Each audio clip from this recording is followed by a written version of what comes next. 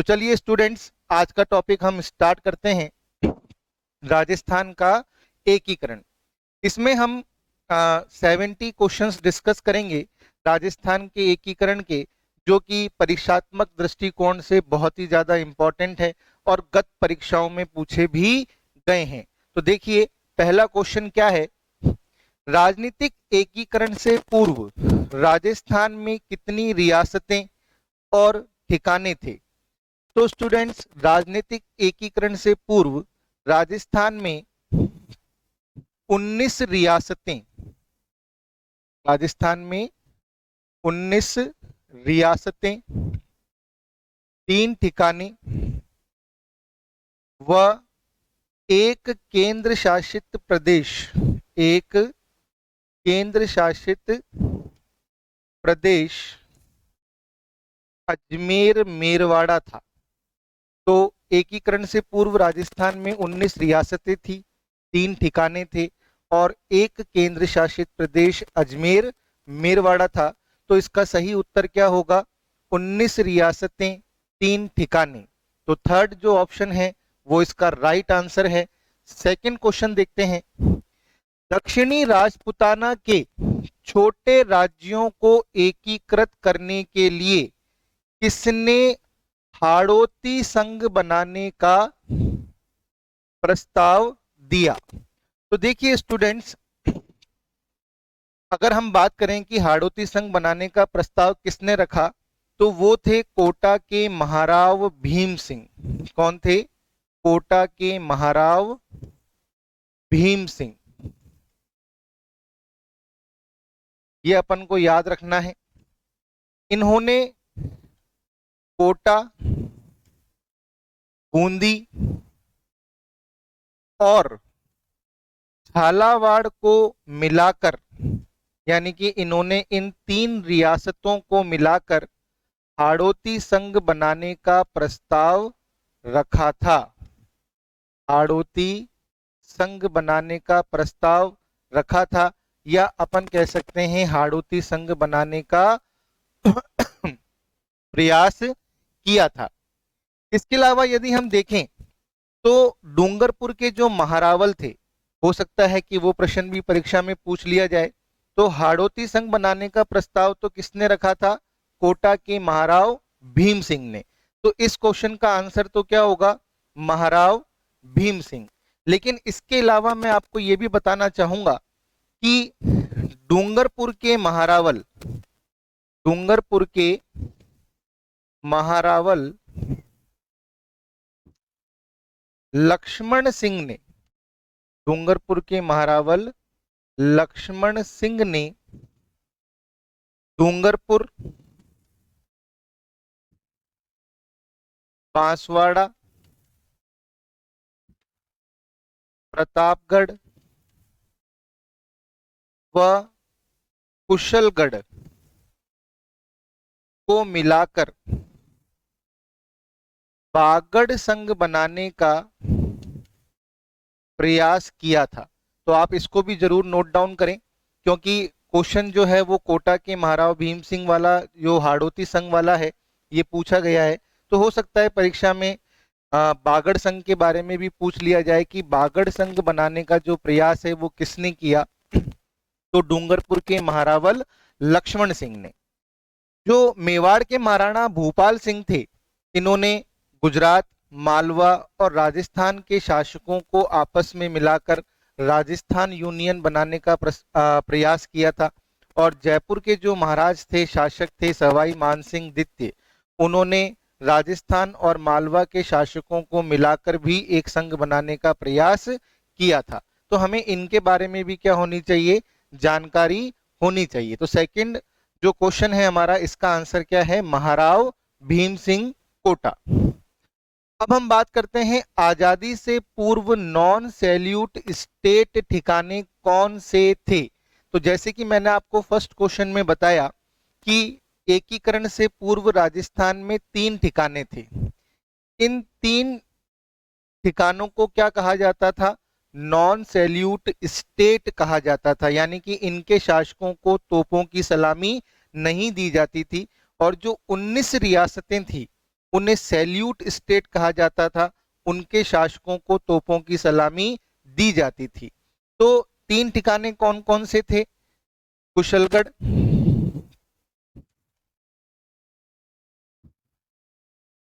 नीमराणा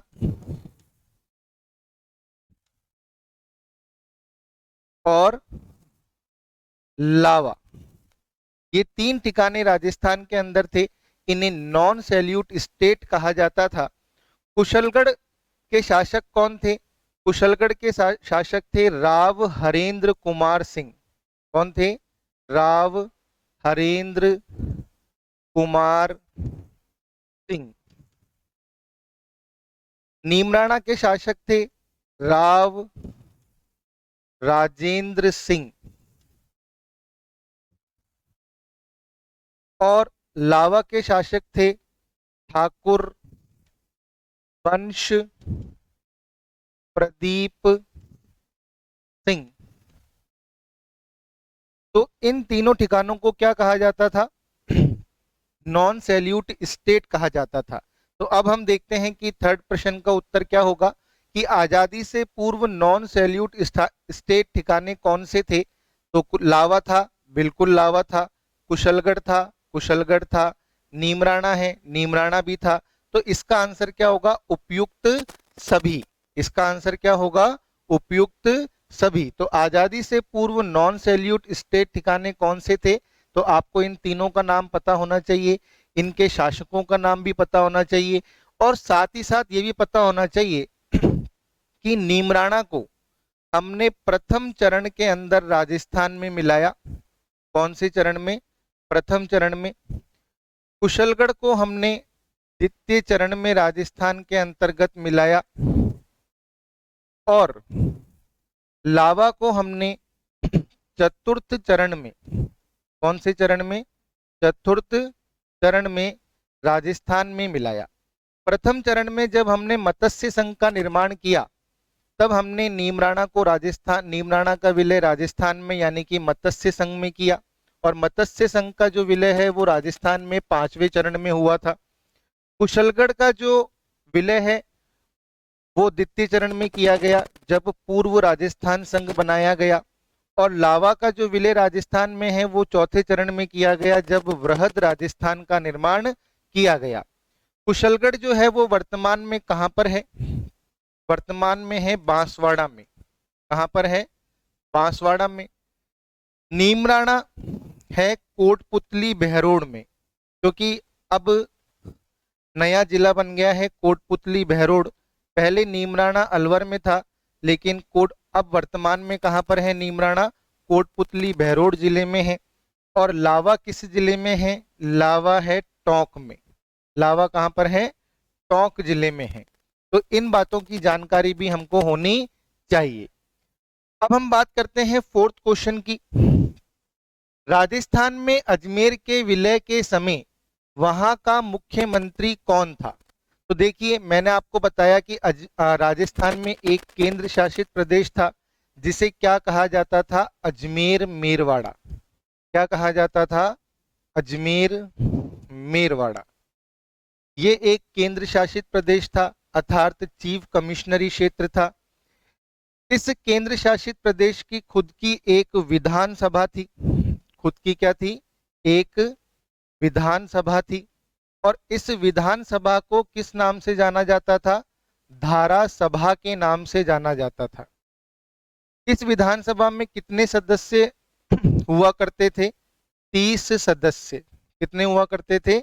30 सदस्य। और अजमेर मेरवाड़ा का जो विलय है वो राजस्थान में कब किया गया? 1 नवंबर 1956 को, यानी कि अंतिम चरण में अजमेर मेरवाड़ा का विलय राजस्थान के अंतर्गत किया गया। और अजमेर राजस्थान का कौन सा जिला बना? 26वां जिला बना। जब अजमेर मेरवाड़ा को राजस्थान में मिलाया गया, तब अजमेर मेरवाड़ा के जो मुख्यमंत्री थे वो कौन थे? हरि भाऊ उपाध्याय। कौन थे? हरि भाऊ उपाध्याय। और हमें यह भी पता होना चाहिए कि अजमेर मेरवाड़ा का विलय कौन सी कमेटी की सिफारिश पर राजस्थान में किया गया? तो हमें ध्यान रखना है फजल अली समिति। इसे हम राज्य पुनर्गठन आयोग के नाम से भी जानते हैं। इसका गठन कब किया गया था? 1955 में किया गया था।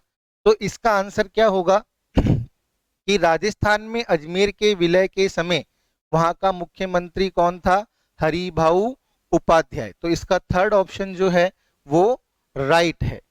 अब हम बात करते हैं अजमेर के राजस्थान में विलय से पूर्व अजमेर की विधानसभा में सदस्यों की संख्या कितनी थी? इसका उत्तर मैंने अभी अभी अभी आपको बताया कि जब अजमेर को राजस्थान में मिलाया गया उस समय अजमेर की विधानसभा में सदस्यों की संख्या कितनी थी? 30। तो इसका उत्तर क्या होगा? Option third. अब हम बात करते हैं क्वेश्चन नंबर 6। भारत संघ की भारत संघ के होगा यहाँ पर भारत संघ के अधिमिलन पत्र पर हस्ताक्षर करने वाले राजस्थान के प्रथम शासक कौन थे? तो मैं आपको यहाँ पे बता दूं कि ये शासक थे बीकानेर के शासक। कौन थे? बीकानेर के शासक शार्दुल सिंह। कौन थे? बीकानेर के शासक शार्दुल सिंह। लेकिन आपको यह भी याद रखना है कि भारत संघ के अधिमिलन पत्र पर हस्ताक्षर करने वाले राजस्थान के अंतिम शासक कौन थे? तो ये भी प्रश्न हमसे परीक्षा में पूछा जा सकता है। तो आपको दोनों शासकों का नाम पता होना चाहिए। तो ये कौन? शार्दुल सिंह कौन थे? प्रथम शासक थे जिन्होंने भारत के अधिमिलन पत्र पर क्या किए थे? हस्ताक्षर किए थे। तो अंतिम शासक कौन थे? धौलपुर के शासक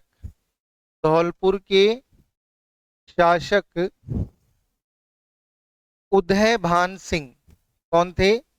धौलपुर के शासक उदयभान सिंह।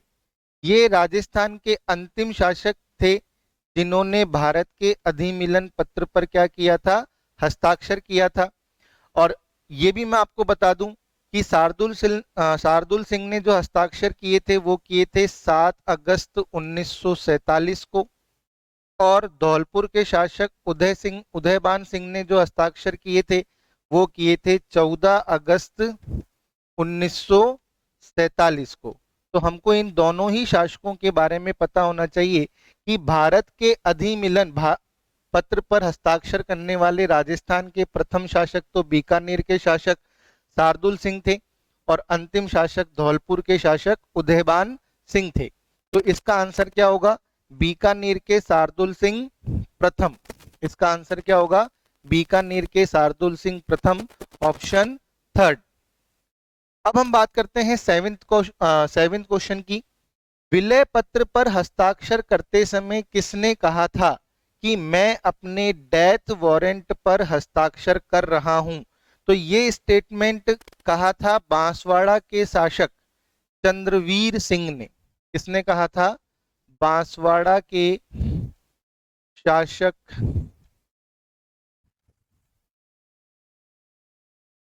चंद्रवीर सिंह ने। तो इसका करेक्ट आंसर क्या होगा?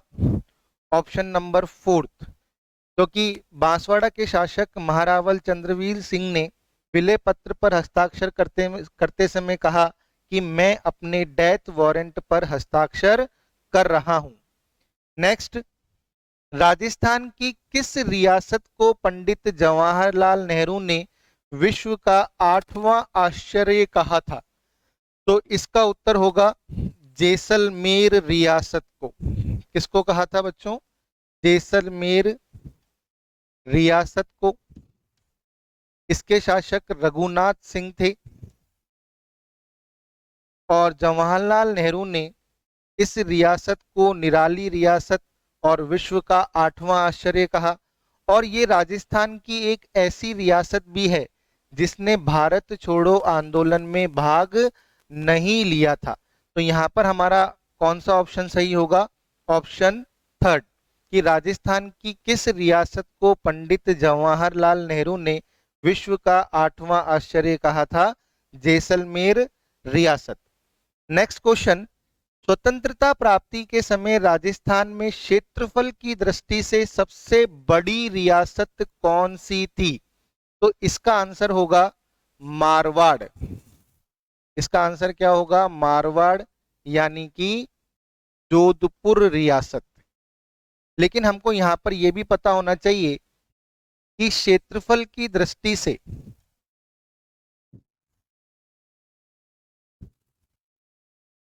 सबसे छोटी रियासत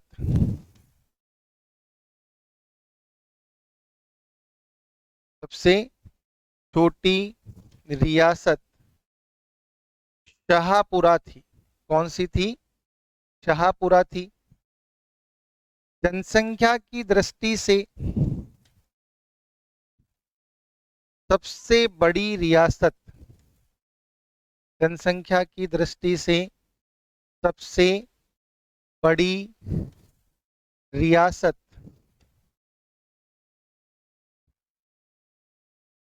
जयपुर थी। फिर जनसंख्या की दृष्टि से सबसे छोटी रियासत शाहपुरा थी।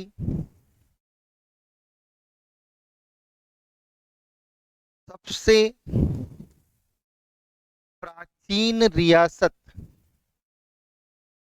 सबसे प्राचीन रियासत मेवाड़ थी। सबसे नवीन रियासत, सबसे नवीन रियासत झालावाड़ थी।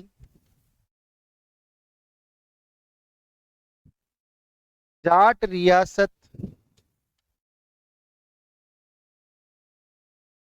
भरतपुर व धौलपुर थी। एकमात्र मुस्लिम रियासत, एकमात्र मुस्लिम रियासत टोंक थी। तो इन सब के बारे में भी हमें पता होना चाहिए। तो क्वेश्चन नंबर 9 का आंसर क्या होगा? ये तो मैंने आपको बता ही दिया कि क्षेत्रफल की दृष्टि से सबसे बड़ी रियासत थी मारवाड़। तो इसका ऑप्शन 2 जो है सही है। और बाकी रियासतों के बारे में मैंने आपको बता ही दिया। आमेर का मतलब यहाँ पर जयपुर से है। तो जयपुर जो है वो जनसंख्या की दृष्टि से सबसे बड़ी रियासत थी। सबसे छोटी रियासत क्षेत्रफल की दृष्टि से शाहपुरा थी। कौन सी थी? शाहपुरा थी। और एक मिनट स्टूडेंट्स, और जनसंख्या की दृष्टि से भी सबसे छोटी रियासत शाहपुरा ही थी। सबसे प्राचीन रियासत मेवाड़ थी। सबसे नवीन रियासत झालावाड़ थी। जाट रियासत भरतपुर व धौलपुर थी। और एकमात्र मुस्लिम रियासत कौन सी थी? टोंक थी। कौन सी थी बच्चों? टोंक थी। तो अब देखिए नेक्स्ट प्रश्न, रियासतों से संबंधित समस्याओं के समाधान के लिए रियासती विभाग की स्थापना कब की गई? तो अपन को ध्यान रखना है कि जब भारतीय स्वतंत्रता अधिनियम पारित हुआ तो भारतीय स्वतंत्रता अधिनियम की धारा 8, इस धारा 8 ने हमारी स्वतंत्रता को पुनः संकटग्रस्त कर दिया। क्योंकि इस धारा 8 में देशी रियासतों को ये अधिकार प्रदान किया गया कि वह किसी भी अधिराज्य में अर्थात भारत व पाकिस्तान में से किसी में भी शामिल हो सकती थी और चाहे तो अपना स्वतंत्र अस्तित्व भी रख सकती थी। और जब भारत स्वतंत्र हुआ तो उस समय भारत में लगभग 565 रियासतें थी। यदि ऐसा होने दिया जाता तो भारत कई टुकड़ों में विभाजित हो जाता। तो देशी रियासतों से संबंधित समस्याओं का समाधान करने के लिए भारत सरकार ने रियासती विभाग या रियासती सचिवालय की स्थापना करी। और रियासती सचिवालय की स्थापना की गई 5 जुलाई 5 जुलाई 1947 1947 को। इसका अध्यक्ष बनाया गया सरदार वल्लभ भाई पटेल को, जिन्हें हम लौह पुरुष के नाम से जानते हैं, सरदार वल्लभ भाई पटेल को। और सचिव किसे बनाया गया? सचिव बनाया गया वीपी मेनन को। सचिव किसे बनाया गया? वीपी मेनन को। और आज जो हम भारत का और राजस्थान का जो वर्तमान स्वरूप देखते हैं, वो इन्हीं के ही प्रयासों का क्या है? परिणाम है। तो इसका आंसर क्या होगा? इसका आंसर होगा ऑप्शन थर्ड, 5 जुलाई 1947। अब हम बात करते हैं नेक्स्ट क्वेश्चन की। राजस्थान का एकीकरण कितने चरणों में पूरा हुआ? तो हमें ध्यान रखना है कि कितने चरणों में पूरा हुआ? 7 चरणों में पूरा हुआ। कितने चरणों में? राजस्थान का एकीकरण 7 चरणों में पूरा हुआ। यह एकीकरण 18 मार्च 1948 से प्रारंभ हुआ और 1 नवंबर 1956 को क्या हुआ? समाप्त हुआ। राजस्थान के एकीकरण में कुल 8 वर्ष 7 माह व 14 दिन का समय लगा, या हम कह सकते हैं लगभग 3144 दिन का समय लगा। तो यहां पर आंसर क्या होगा? ऑप्शन नंबर फर्स्ट कि राजस्थान का एकीकरण कितने चरणों में पूर्ण हुआ? राजस्थान का एकीकरण 7 चरणों में पूर्ण हुआ। अब क्वेश्चन नंबर 12, राजस्थान के राजनीतिक एकीकरण की प्रक्रिया में कुल कितना समय लगा? ये तो मैंने अभी आपको बता ही दिया, तो इसका ऑप्शन 2 जो है वो राइट होगा। 8 वर्ष 7 माह व 14 दिन का समय लगा। राजस्थान के एकीकरण की प्रक्रिया में कुल कितना समय लगा? 8 वर्ष 7 माह व 14 दिन का समय लगा। राजस्थान की रियासतों के एकीकरण का आरोही क्रम है।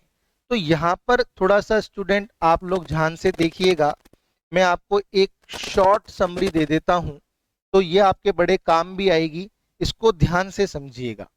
देखिए, राजस्थान का एकीकरण 7 चरणों में पूर्ण हुआ, 4, 5, 6 और 7। तो पहला चरण कब पूर्ण हुआ? 18 मार्च 1948 को। दूसरा चरण कब पूर्ण हुआ? 25 मार्च 1948 को। तीसरा चरण कब पूर्ण हुआ? 18 अप्रैल 1948 को। चौथा चरण कब पूर्ण हुआ? 30 मार्च 1949 को। पांचवा चरण कब पूर्ण हुआ? 15 मई 1949 को। छठा चरण कब पूर्ण हुआ? 26 जनवरी 1950 को। और सातवां चरण कब पूर्ण हुआ? 1 नवंबर 1956 को। तो ये 7 चरण हैं। एक्चुअल में ये डेट्स हमसे कई बार एग्जामों में पूछ ली जाती है, तो आप एक बार इसका स्क्रीनशॉट जरूर ले लीजिएगा, क्योंकि आपको एक ही बार में राजस्थान का एकीकरण जो है यहाँ पर समझ में आ जाएगा। तो देखिए, फटाफट से मैं शॉर्ट में रिवाइज कराऊंगा। तो इन डेट्स को कैसे याद करते हैं? 18 में 7 जोड़ो 25, 25 में से 7 घटाओ 18, तो ये 3 डेट तो ऐसे याद हो जाती हैं। फिर 30 का आधा 15, तो 5 डेट याद हो गई। पहले 18 में 7 जोड़े 25, 25 में से 7 घटाए, फिर 18 आ गया। फिर 30 का आधा कितना हुआ? 15।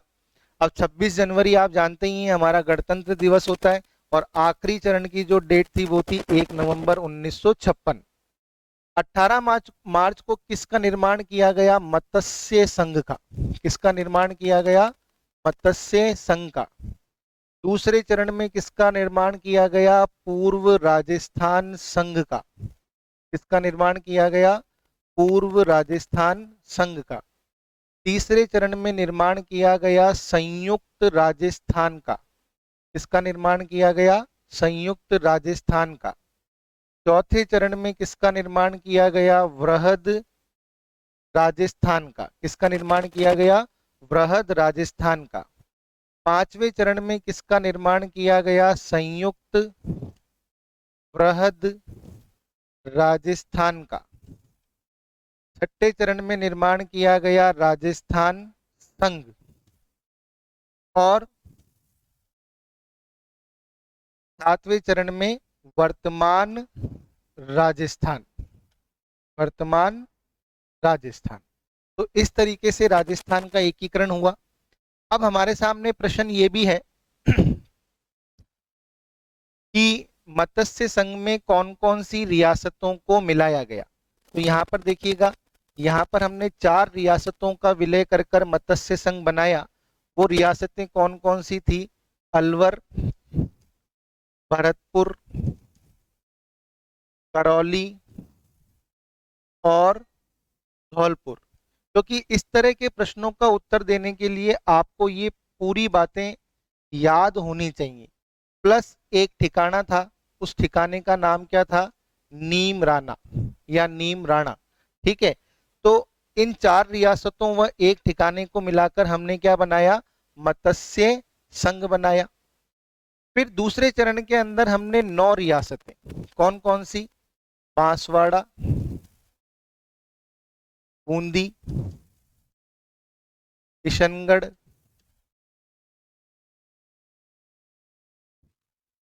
झालावाड़, डूंगरपुर, कोटा, प्रतापगढ़,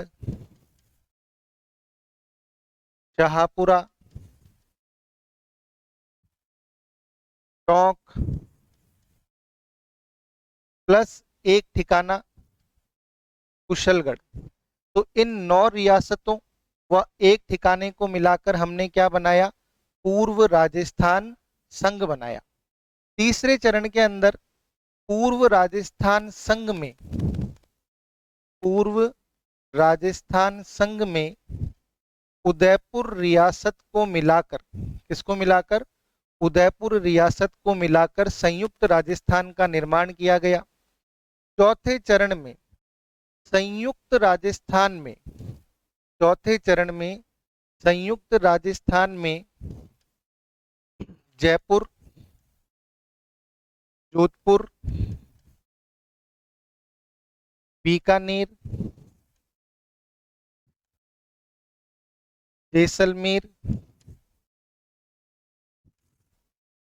प्लस लावा ठिकाने को मिलाकर वृहद राजस्थान बनाया गया। फिर पांचवें चरण में वृहद राजस्थान में, वृहद राजस्थान में मत्स्य संघ को जोड़कर संयुक्त वृहद राजस्थान बनाया। छठे चरण में संयुक्त वृहद राजस्थान में, संयुक्त वृहद राजस्थान में सिरोही को जोड़कर, लेकिन ध्यान रखना है आबू देलवाड़ा को शामिल नहीं किया गया। इसको आबू देलवाड़ा को छोड़कर, आबू देलवाड़ा को छोड़कर, तो सिरोही को मिलाकर क्या बनाया गया? राजस्थान संघ। और फिर सातवें चरण में राजस्थान संघ में आबू देलवाड़ा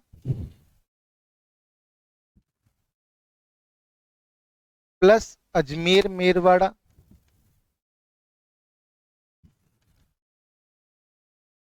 व एमपी की मानपुरा तहसील जो कि मंदसौर जिले में है। कहां पर थी? मंदसौर जिले में, है ना।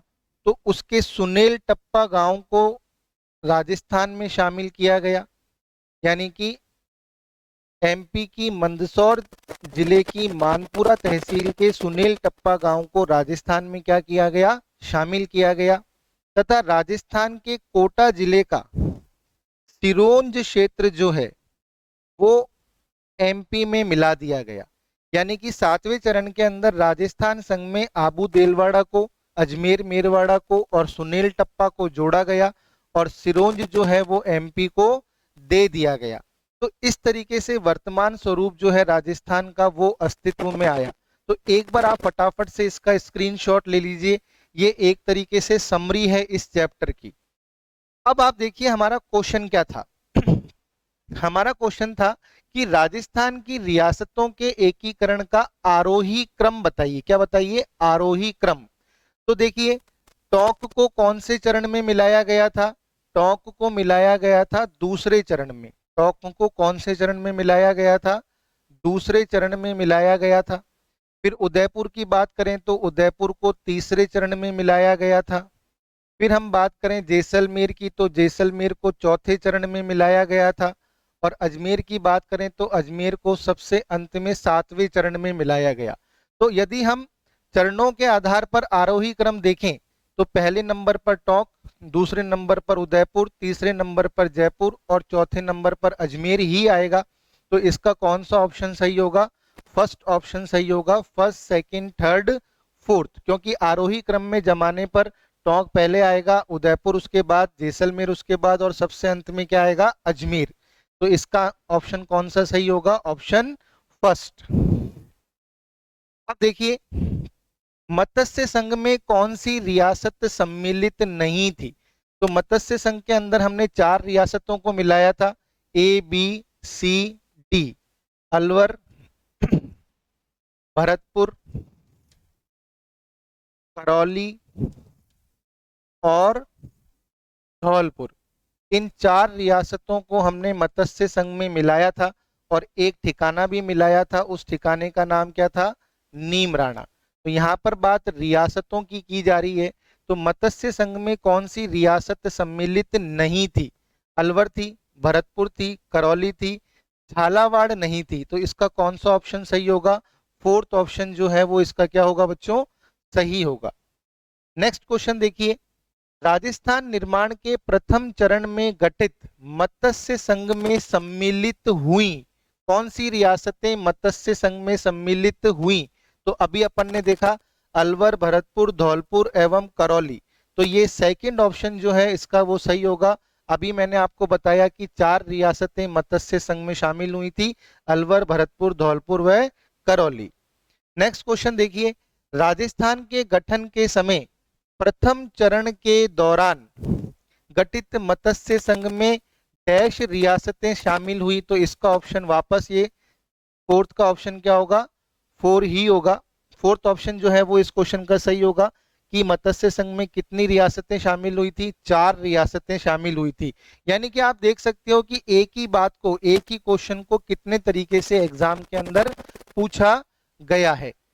नेक्स्ट क्वेश्चन देखिए, मत्स्य संघ का उद्घाटन हुआ। तो मत्स्य संघ के गठन की जो तिथि थी वो क्या थी? 18 मार्च 1948। 18 मार्च 1948। और मैंने आपको पूरी समरी एक ही बार में लिखवा दी है। अब आप खुद ही देख लीजिए कि किस तरह के प्रश्न बन सकते हैं एग्जाम के अंदर। तो इसका कौन सा ऑप्शन सही होगा? 18 मार्च 1948। तो मत्स्य संघ का उद्घाटन कब हुआ था? 18 मार्च 1948 को हुआ था। और उद्घाटन भरतपुर के लोहागढ़ दुर्ग में किया गया था। और उद्घाटनकर्ता कौन थे? एन.वी. गॉडगिल, नरहरि विष्णु गॉडगिल थे। ये केंद्रीय मंत्री थे, खनिज एवं विद्युत मंत्री थे। ठीक है, तो 18 मार्च 1948 इसका सही उत्तर है। मत्स्य संघ की राजधानी क्या थी? तो मत्स्य संघ की राजधानी बनाया गया था किसको?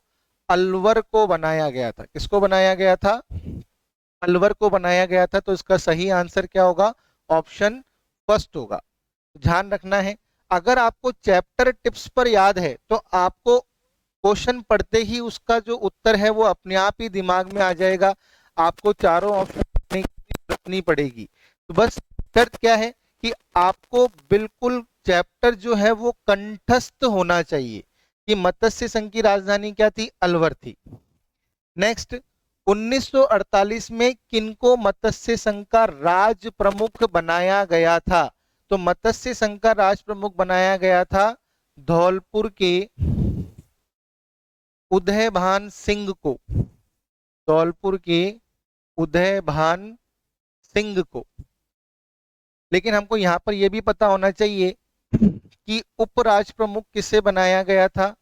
उपराज प्रमुख बनाया गया था करौली के गणे गणेश पाल सिंह को। ये करौली के शासक थे, तो करौली के गणेश पाल सिंह को क्या बनाया गया था? उपराज प्रमुख। प्रधानमंत्री बनाया गया था अलवर प्रजामंडल के शोभा राम कुमावत को। किसको बनाया गया था? अलवर प्रजामंडल के शोभा राम कुमावत को। उप प्रधानमंत्री किसे बनाया गया था? उप प्रधानमंत्री बनाया गया था भरतपुर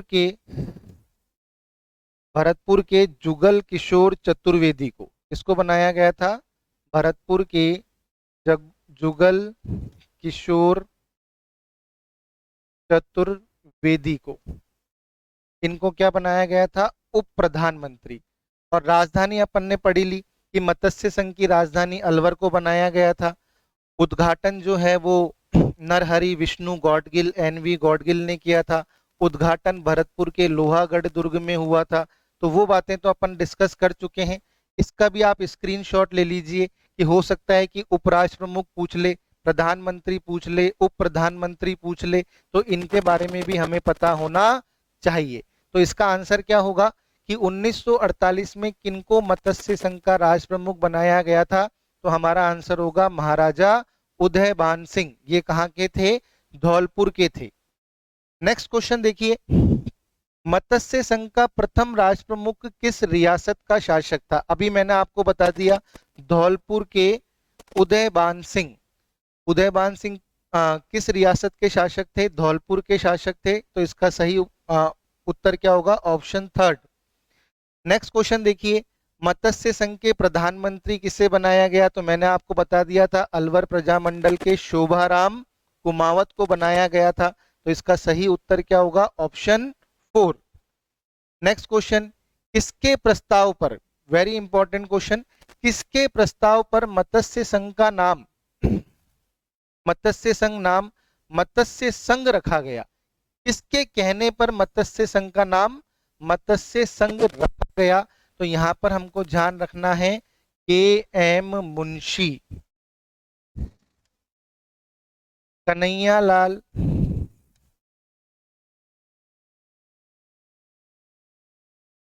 माणिकलाल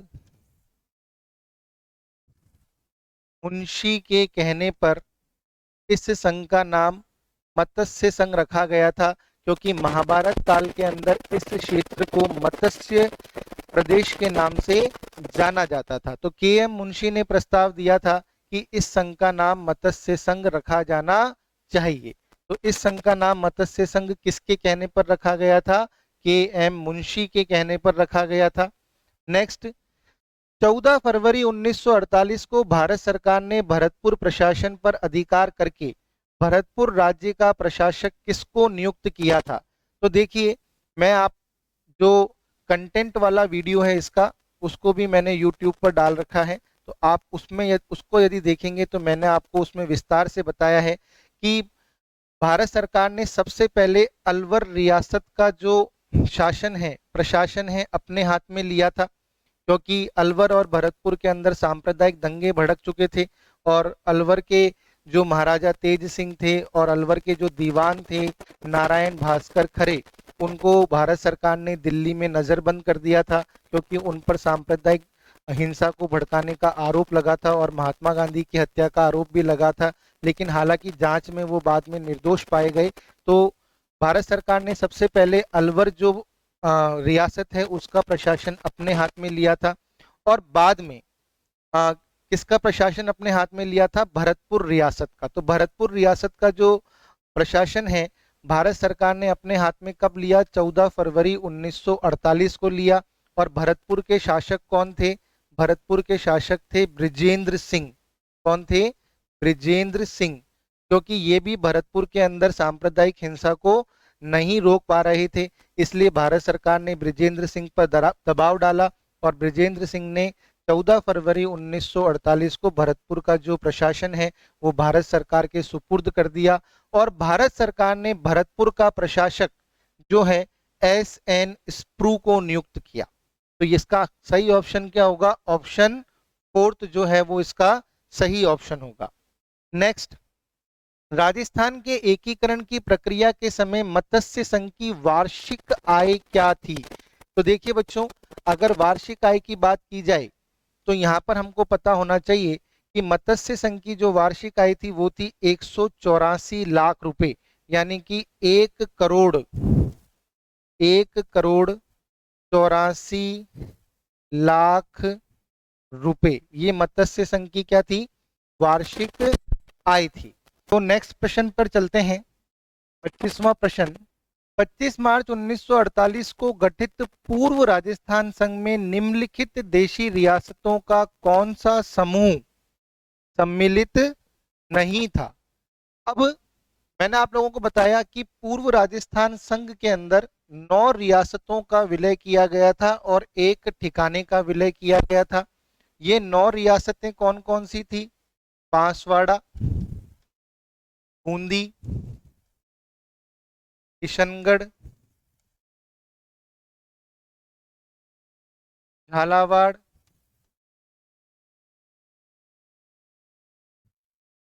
कोटा,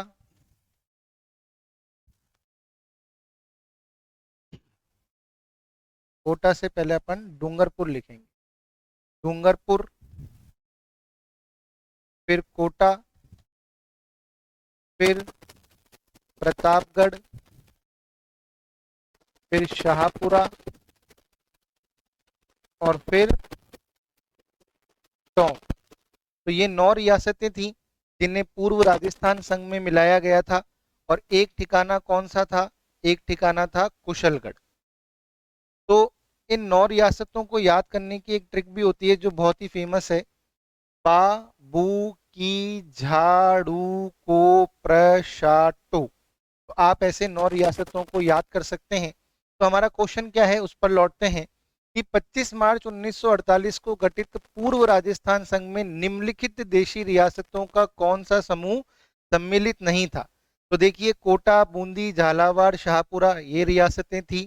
डूंगरपुर, बांसवाड़ा, प्रतापगढ़, टोंक ये रियासतें भी थी, यानी कि ये समूह भी ठीक है, ये समूह भी ठीक है। उदयपुर रियासत, इसका सही उत्तर क्या होगा? उदयपुर, क्योंकि उदयपुर को हमने तीसरे चरण के अंदर शामिल किया था। तो उदयपुर रियासत जो थी वो पूर्व राजस्थान संघ में सम्मिलित नहीं थी, क्योंकि चौथे ऑप्शन के अंदर भी यही रियासतें क्या हो रही हैं? रिपीट हो रही हैं। तो इसका सही उत्तर क्या होगा? तीसरा, उदयपुर रियासत जो थी वो पूर्व राजस्थान संघ में सम्मिलित नहीं थी। अब हम बात करते हैं नेक्स्ट क्वेश्चन की। 25 मार्च 1948 को पूर्व राजस्थान में जिस रियासत का विलय हुआ वह थी, तो देखिए, सिरोही का विलय तो पूर्व राजस्थान संघ की बात की जा रही है, यानी कि दूसरे चरण की बात की जा रही है। तो सिरोही रियासत का जो विलय है वो तो हमने कब किया था? छठे चरण में किया था, तो ये ऑप्शन हो ही नहीं सकता। और भरतपुर रियासत का विलय पहले चरण में किया था, तो ये ऑप्शन भी नहीं हो सकता। अलवर रियासत का विलय भी हमने पहले चरण में किया था। प्रतापगढ़ का जो विलय है वो हमने पूर्व राजस्थान संघ में किया था, तो इसका सही उत्तर क्या होगा? प्रतापगढ़। तो ये 3 तो इसके उत्तर हो नहीं सकते, क्योंकि सिरोही का विलय छठे चरण में हुआ था और भरतपुर और अलवर का चरण जो विलय है वो प्रथम चरण में हुआ था। इनको हमने मत्स्य संघ के अंदर मिलाया था। तो इसका सही उत्तर क्या होगा? प्रतापगढ़। नेक्स्ट, देशी रियासत जो 25 मार्च 1948 को गठित पूर्व राजस्थान का हिस्सा नहीं थी। देखो, बूंदी थी, प्रतापगढ़ थी, शाहपुरा थी। तो ये वाला क्वेश्चन एक तरीके से वापस दूसरी लैंग्वेज में हमारे सामने आ गया कि देशी रियासत जो 25 मार्च 1948 को गठित पूर्व राजस्थान का हिस्सा नहीं थी। तो इसका उत्तर क्या होगा? उदयपुर, क्योंकि उदयपुर को हमने तीसरे चरण में मिलाया था। तो यही क्वेश्चन दोबारा दूसरी तरीके से पूछ लिया गया है। नेक्स्ट क्वेश्चन क्या है? राजस्थान के गठन के समय दूसरे चरण में संघ की राजधानी निम्नलिखित में से कौन सी थी? तो अपन को बताना है कि पूर्व राजस्थान संघ की राजधानी किसे बनाया गया था। तो पूर्व राजस्थान संघ की राजधानी बनाया गया था कोटा को। तो पूर्व राजस्थान संघ की राजधानी क्या थी? कोटा थी। अब हमें यहाँ पर यह भी पता होना चाहिए कि पूर्व राजस्थान संघ का जो राज प्रमुख बनाया गया था, जो राज प्रमुख बनाया गया था, वो बनाया गया था कोटा के महाराव भीम सिंह को। किसको बनाया गया था? कोटा के महाराव भीम सिंह को बनाया गया था।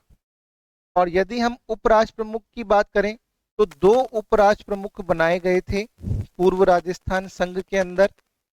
जो वरिष्ठ उपराज प्रमुख बनाए गए थे वो बनाया गया था महाराव बहादुर सिंह को। किसको बनाया गया था? महाराव बहादुर सिंह को। ये बूंदी के थे और इनको क्या बनाया गया? वरिष्ठ उपराज प्रमुख। क्या बनाया गया? वरिष्ठ उपराज प्रमुख। और महारावल लक्ष्मण सिंह जो कि डूंगरपुर के थे, इनको क्या बनाया गया? कनिष्ठ उपराज प्रमुख। क्या बनाया गया?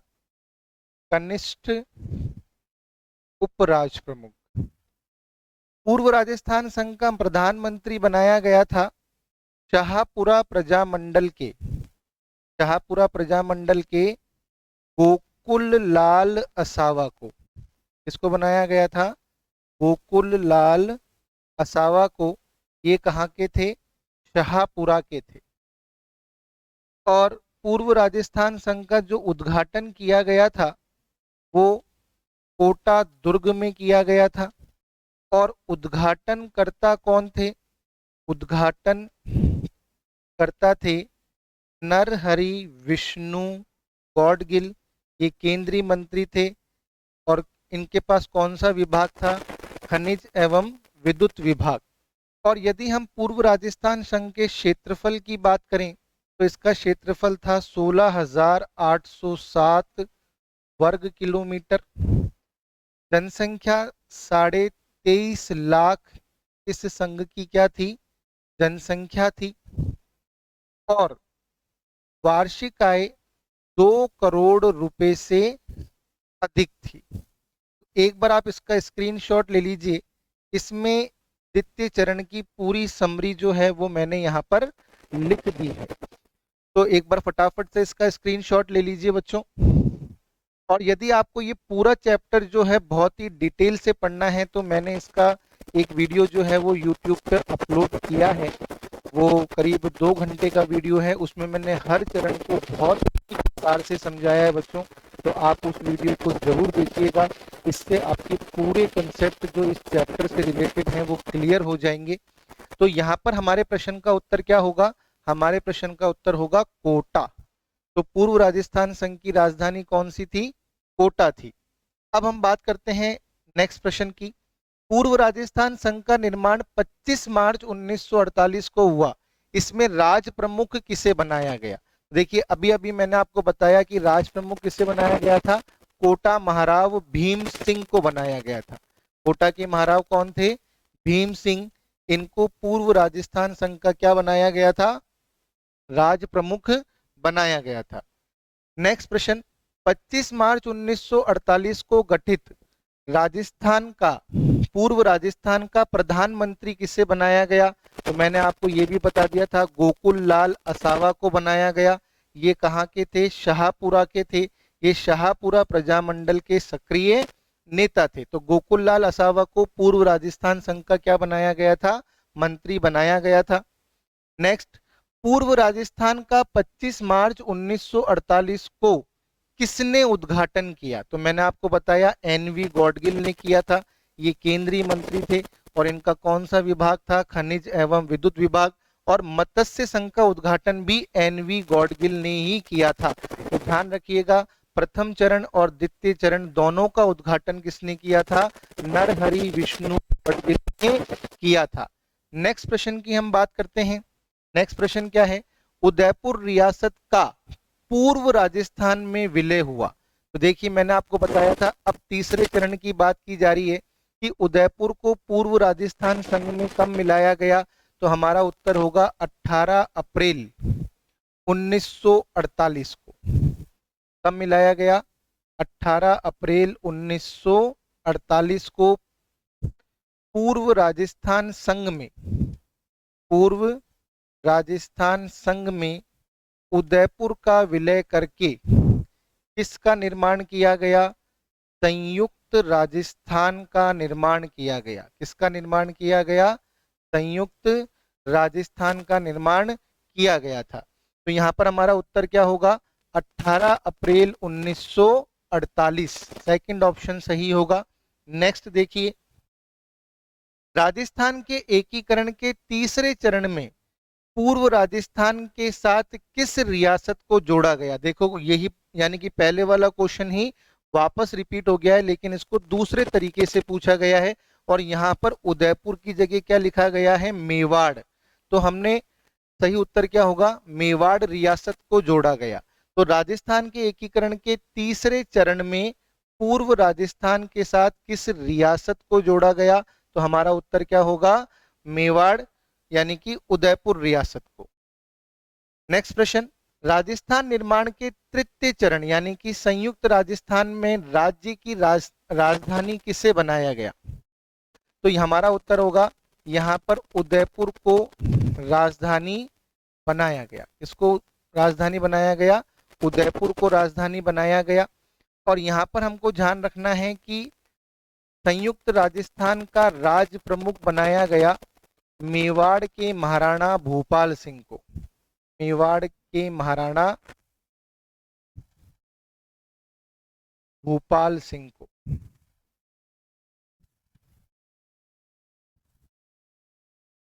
और उपराज प्रमुख की बात करें तो इसमें 3 उपराज प्रमुख बनाए गए। कितने उपराज प्रमुख बनाए गए? 3 उपराज प्रमुख बनाए गए। महाराव भीम सिंह को, महाराव भीम सिंह को जो कि कोटा के थे, इन्हें वरिष्ठ उपराज प्रमुख बनाया गया। बूंदी के जो महाराव बहादुर सिंह थे, इन्हें कनिष्ठ उपराज प्रमुख बनाया गया। और डूंगरपुर के जो महारावल लक्ष्मण सिंह थे, इन्हें भी कनिष्ठ उपराज प्रमुख बनाया गया। क्या बनाया गया? कनिष्ठ उपराज प्रमुख। राजधानी हो ही गई। अब यहाँ पर हमको देखना है कि इसका उद्घाटन कहाँ पर किया गया? संयुक्त राजस्थान का उद्घाटन किया गया कोटा दुर्ग में। ध्यान रखिएगा, पूर्व राजस्थान संघ का उद्घाटन भी कोटा दुर्ग में हुआ था और संयुक्त राजस्थान का उद्घाटन भी कोटा दुर्ग में हुआ था। और सबसे इंपॉर्टेंट क्वेश्चन, इसका उद्घाटन किसके द्वारा किया गया? तो जवाहरलाल नेहरू के द्वारा। किसके द्वारा? क्योंकि मेवाड़ रियासत के ऐतिहासिक महत्व को देखते हुए उद्घाटन करने के लिए जवाहरलाल नेहरू स्वयं आए थे। और ये एक बहुत बड़ी बात थी कि मेवाड़ रियासत ने राजस्थान में विलय पर अपनी सहमति व्यक्त की थी, क्योंकि मेवाड़ रियासत जो थी वो उन सभी मापदंडों को पूरा करती थी जो रियासती सचिवालय ने जारी किए थे और चाहती तो अपना स्वतंत्र अस्तित्व रख सकती थी, लेकिन मेवाड़ ने राजस्थान विलय में सहमति प्रकट की। और इस बात को ध्यान में रखते हुए और मेवाड़ रियासत के ऐतिहासिक महत्व को ध्यान में रखते हुए जवाहरलाल नेहरू जो थे वो स्वयं इस संयुक्त राजस्थान का उद्घाटन करने के लिए आए थे। यदि हम क्षेत्रफल की बात करें तो इसका जो क्षेत्रफल था संयुक्त राजस्थान का वो था 29,777 वर्ग किलोमीटर। कितना था क्षेत्रफल? 29,777 वर्ग किलोमीटर। और जनसंख्या की यदि बात करें तो जनसंख्या थी 42,60,60,918। ये इसकी क्या थी? जनसंख्या। और वार्षिक आय की यदि बात करें तो वार्षिक आय थी 316 लाख रुपए, यानी कि 3 करोड़ 16 लाख रुपए। तो इस बार एक बार इसका स्क्रीनशॉट ले लीजिए। इसमें थर्ड चरण की जो है वो समरी आ गई। हाँ, एक बात और कि संयुक्त राजस्थान का जो प्रधानमंत्री बनाया गया था वो बनाया गया था माणिक्य लाल वर्मा को। किसको बनाया गया था? माणिक्य लाल वर्मा को, और उप प्रधानमंत्री किसे बनाया गया था? उप प्रधानमंत्री बनाया गया था गोकुल लाल असावा को। किसको बनाया गया था? गोकुल लाल असावा को। माणिक्य लाल वर्मा उदयपुर के थे, गोकुल लाल असावा शाहपुरा के थे, और माणिक्य लाल वर्मा संविधान निर्मात्री सभा के सदस्य भी थे और उदयपुर प्रजामंडल के सक्रिय नेता भी थे। तो यहाँ पर हमारा आंसर क्या होगा कि राजधानी किसे बनाया गया था? उदयपुर को बनाया गया था, यानी कि फोर्थ ऑप्शन सही है। और इसका एक बार स्क्रीनशॉट ले लीजिए आप लोग, क्योंकि इसमें सारी समरी आ गई। अब हम बात करते हैं नेक्स्ट क्वेश्चन की। संयुक्त राजस्थान के प्रधानमंत्री रहे, मैंने अभी आपको बताया, माणिक्य लाल वर्मा। नेक्स्ट प्रश्न, संयुक्त राजस्थान का अप्रैल 18 1948 को किसने उद्घाटन किया? तो मैंने बताया कि इसका उद्घाटन जवाहरलाल नेहरू के द्वारा किया गया था। नेक्स्ट प्रश्न, वृहद राजस्थान राज्य की स्थापना के समय इसकी राजधानी थी।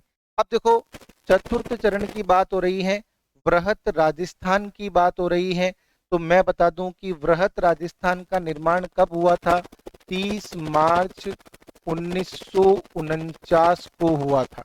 और 30 मार्च को हम प्रतिवर्ष क्या बनाते हैं? राजस्थान दिवस बनाते हैं। और इसके अंदर हमने संयुक्त राजस्थान में, इसमें संयुक्त राजस्थान में 4 रियासतों, जयपुर, जोधपुर, बीकानेर, जैसलमेर व एक ठिकाने लावा का विलय किया था। तो पूर्व राजस्थान में इन 4 रियासतों और एक ठिकाने को जोड़कर हमने क्या बनाया था? वृहद राजस्थान बनाया था। राज प्रमुख की यदि बात की जाए तो राज प्रमुख बनाया गया था जयपुर के शासक सवाई मानसिंह द्वितीय को। इसको बनाया गया था? सवाई मानसिंह द्वितीय को क्या बनाया गया था? राज प्रमुख। और जो उदयपुर के महाराणा भूपाल सिंह थे, उन्हें बनाया गया था महाराज प्रमुख। क्या बनाया गया था? महाराज प्रमुख।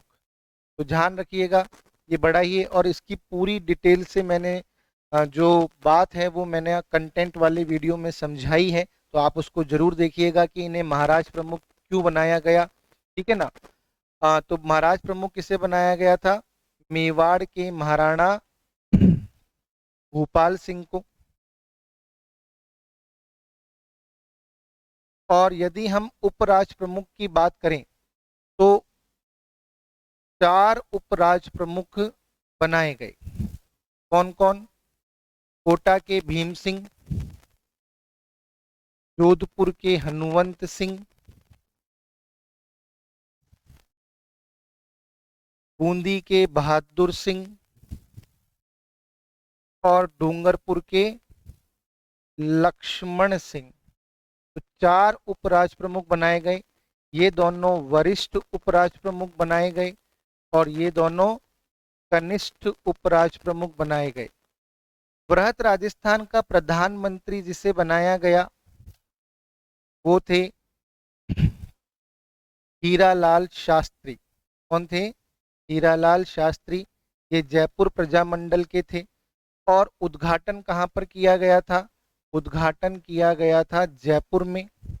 और वृहद राजस्थान का उद्घाटन किसके द्वारा किया गया? तो सरदार वल्लभ भाई पटेल। ये भी अपन को याद रखना है कि वृहद राजस्थान का उद्घाटन सरदार वल्लभ भाई पटेल के द्वारा किया गया था। किसके द्वारा किया गया था? तो संयुक्त राजस्थान का उद्घाटन जवाहरलाल नेहरू ने किया था और वृहद राजस्थान का उद्घाटन सरदार वल्लभ भाई पटेल ने किया था। तो एक बार आप इसका स्क्रीनशॉट ले लीजिए फटाफट से। इसमें सारी समरी आ गई है चतुर्थ चरण की।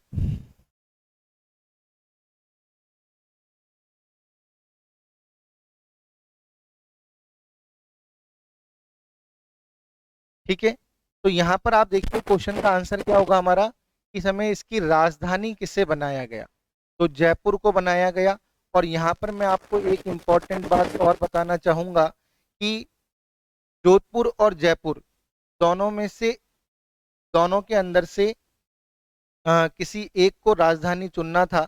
तो जयपुर को राजधानी बनाने का जो निश्चय किया गया वो पी सत्यनारायण राव समिति, पी सत्यनारायण राव समिति। बहुत ही इंपॉर्टेंट प्रश्न है कि जयपुर को वृहत राजस्थान की राजधानी किस समिति की सिफारिश पर बनाया गया? पी सत्यनारायण राव समिति की सिफारिश पर बनाया गया। इसमें 3 सदस्य थे। एक तो थे बी आर पटेल, ये इस समिति के क्या थे? अध्यक्ष थे। दूसरे सदस्य थे कर्नल टी सी पुरी। कौन थे? Colonel T C Puri. और तीसरे सदस्य थे एस पी सिन्हा। कौन थे? S P Sinha. तो बी आर पटेल इसके अध्यक्ष थे, कर्नल टी सी पुरी और एस पी सिन्हा भी इसके क्या थे? सदस्य थे। तो पी सत्यनारायण राव समिति की सिफारिश पर क्या किया गया? जयपुर को राजधानी बनाया गया। किसकी? वृहत राजस्थान की। नेक्स्ट प्रश्न देखिए, नव राजस्थान के एकीकरण में राजधानी के मुद्दे को हल करने हेतु एक कमेटी का गठन किया गया था। देखिए वही प्रश्न आ गया, एक कमेटी का गठन किया गया था। इसके अध्यक्ष कौन थे? तो मैंने भी आपको बताया कि पी सत्यनारायण राव समिति के अध्यक्ष कौन थे? समिति का नाम क्या था? पी सत्यनारायण राव समिति। और इस समिति के अध्यक्ष कौन थे? B R Patel. कौन थे? B R Patel. Next question देखिए, राजस्थान में राज्यपाल का पद राज प्रमुख का उत्तरवर्ती है। 30 मार्च 1949 को जब वृहत राजस्थान राज्य का गठन किया गया तब राज प्रमुख किससे बनाया गया?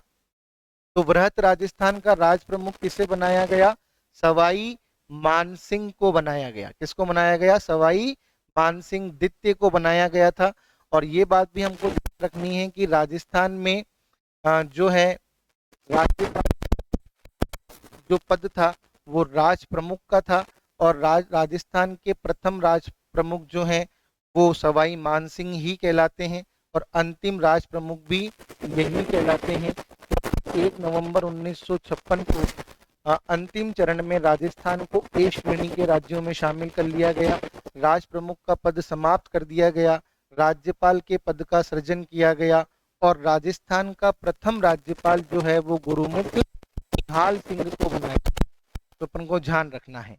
नेक्स्ट देखिएगा, नेक्स्ट प्रश्न, 1949 में वृहत राजस्थान का प्रधानमंत्री किसे बनाया गया? तो मैंने आपको बता दिया, हीरालाल शास्त्री को बनाया गया था।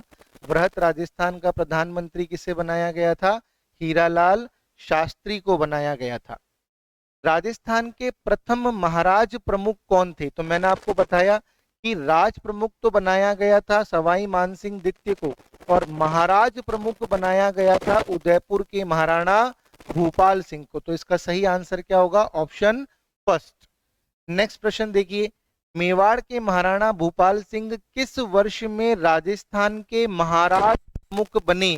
तो देखिए चतुर्थ चरण में बने थे और चतुर्थ चरण कब पूरा हुआ था? 1949 में पूरा हुआ था। तो इसका सही उत्तर क्या होगा? ऑप्शन 3।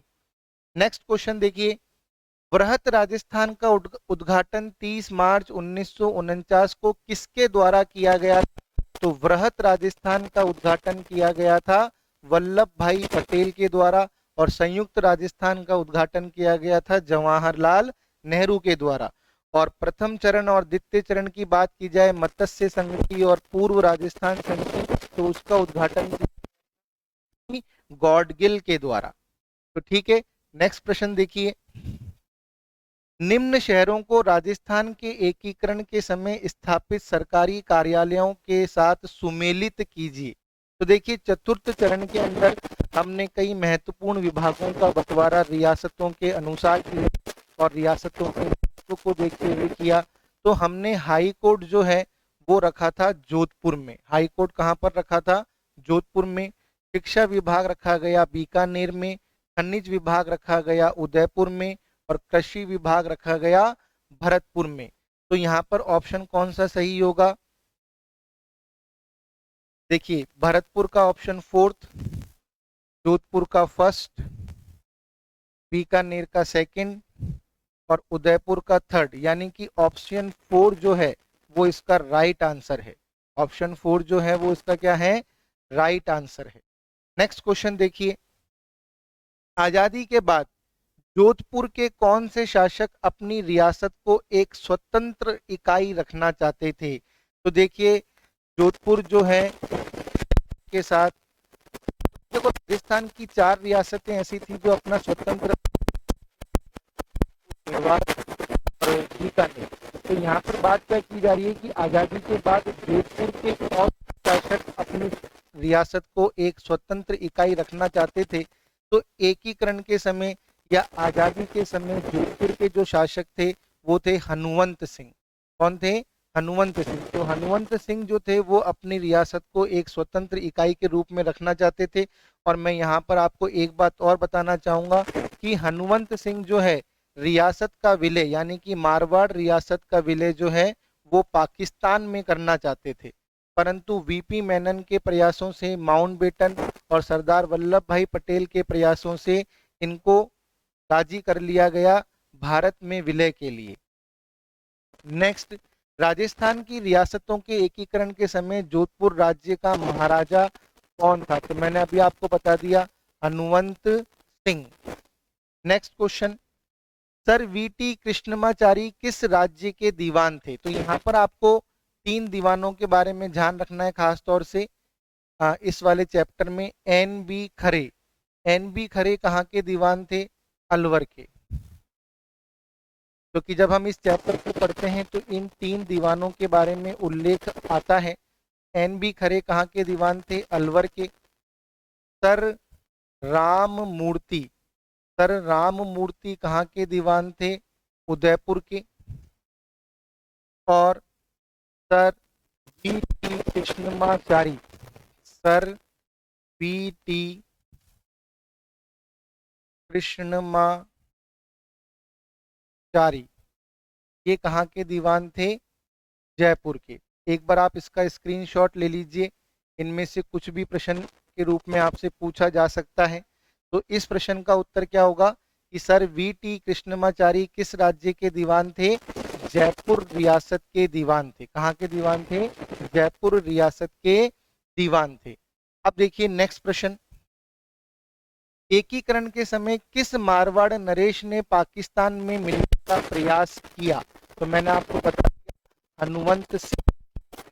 परंतु वीपी मेनन, माउंटबेटन और सरदार वल्लभ भाई पटेल ने इनसे राजस्थान में विलय के पत्र पर हस्ताक्षर करवा लिए। नेक्स्ट, बृहत राजस्थान के महाराज प्रमुख कौन नियुक्त किए गए? वापस रिपीट हो गया ये क्वेश्चन। तो महाराज प्रमुख किसे बनाया गया था? भूपाल सिंह को बनाया गया था। मत्स्य संघ का राजस्थान में कब विलय किया गया? देखो यहाँ पर अब बात की जा रही है कौन से चरण की? 5वें चरण की। तो मत्स्य संघ का विलय बृहत राजस्थान में किया गया था 15 मई 1949 को। और क्या बनाया गया था? संयुक्त बृहद राजस्थान। क्या बनाया गया था? संयुक्त बृहद राजस्थान। तो हमारा आंसर क्या होगा? 15 मई 1949। नेक्स्ट प्रश्न देखिए, मत्स्य संघ को वृहत राजस्थान का हिस्सा बनाने के लिए गठित की गई समिति। तो देखिए यहाँ पर अपन बात करते हैं, इस समिति का नाम था डॉक्टर शंकर राव देव समिति।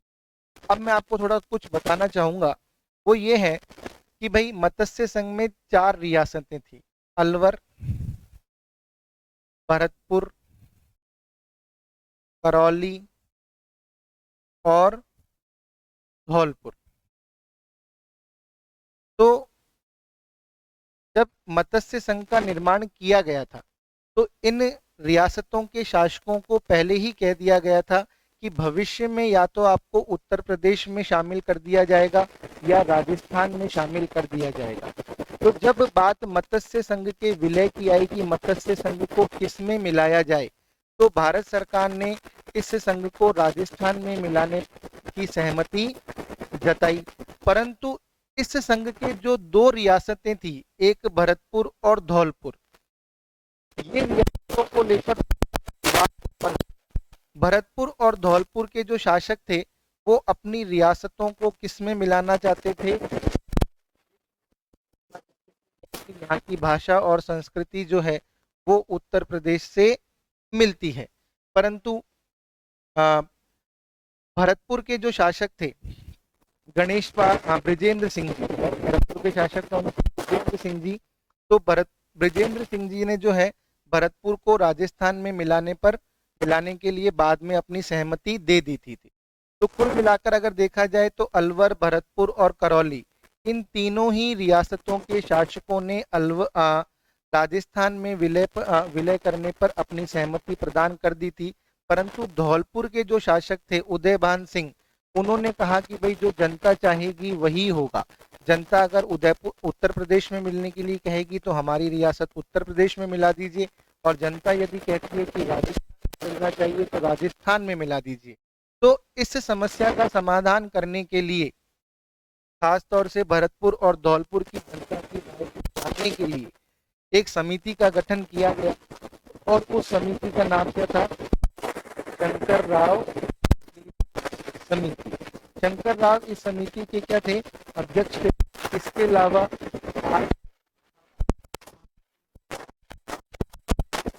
और श्री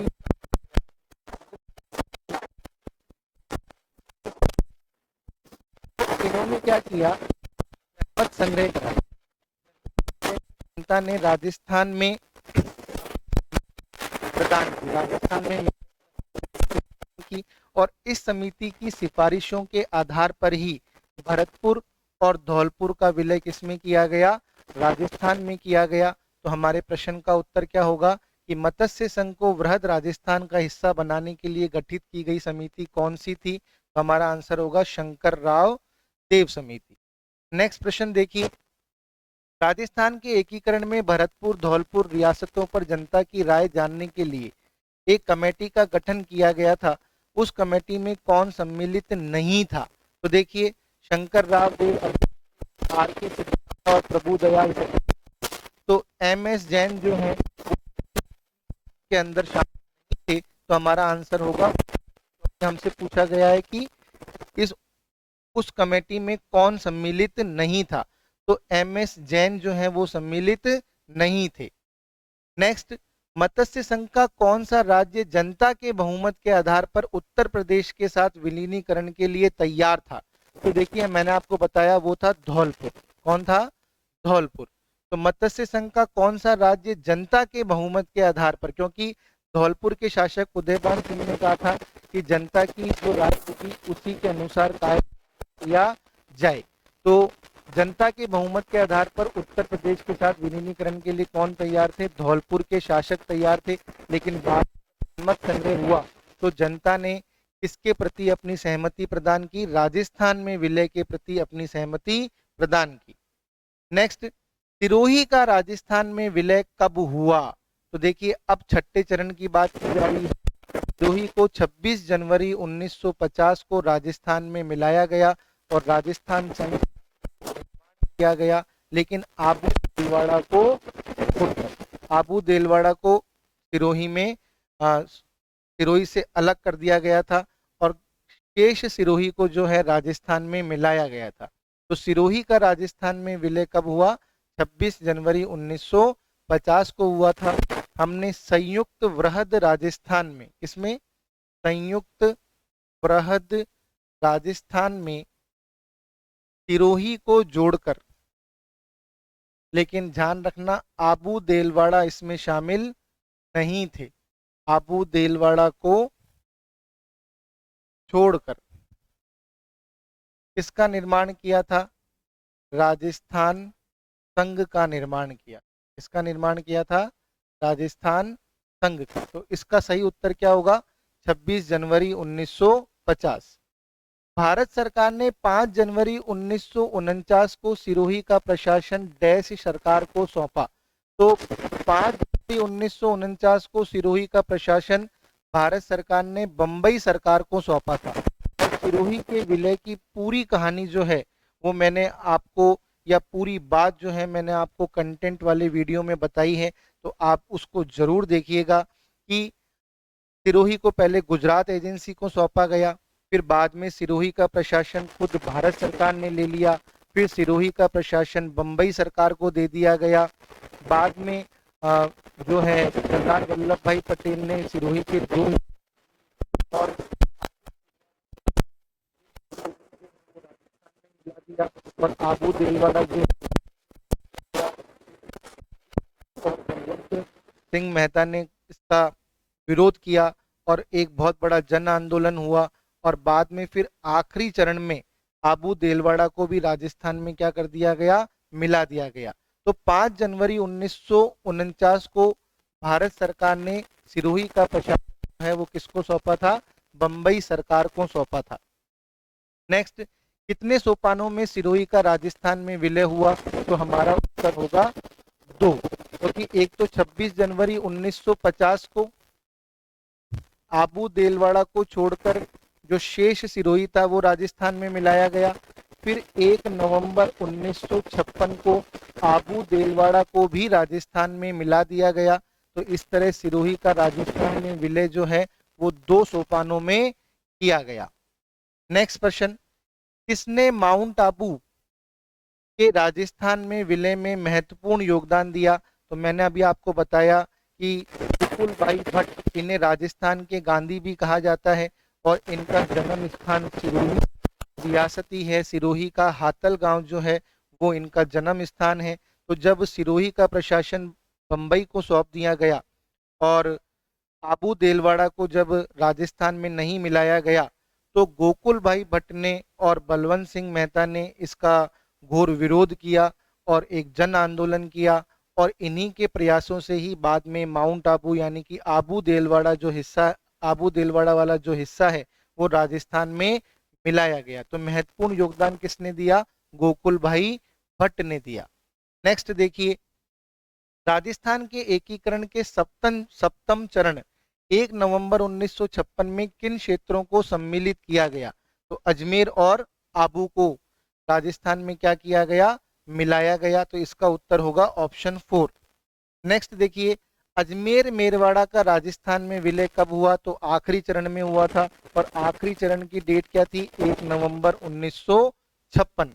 नेक्स्ट, 2 क्षेत्रों के विलय के साथ 1956 में राजस्थान का एकीकरण पूर्ण हुआ, वे थे आबू देलवाड़ा एवं अजमेर। तो इसका कौन सा उत्तर सही होगा, ऑप्शन 2।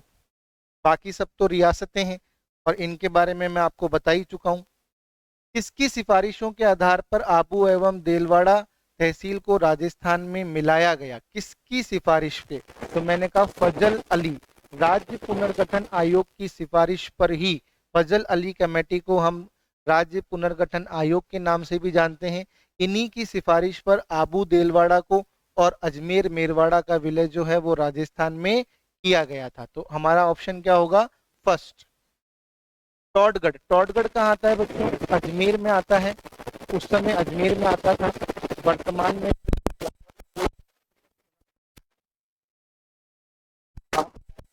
चला गया है। लेकिन बात हम एकीकरण के समय की कर रहे हैं।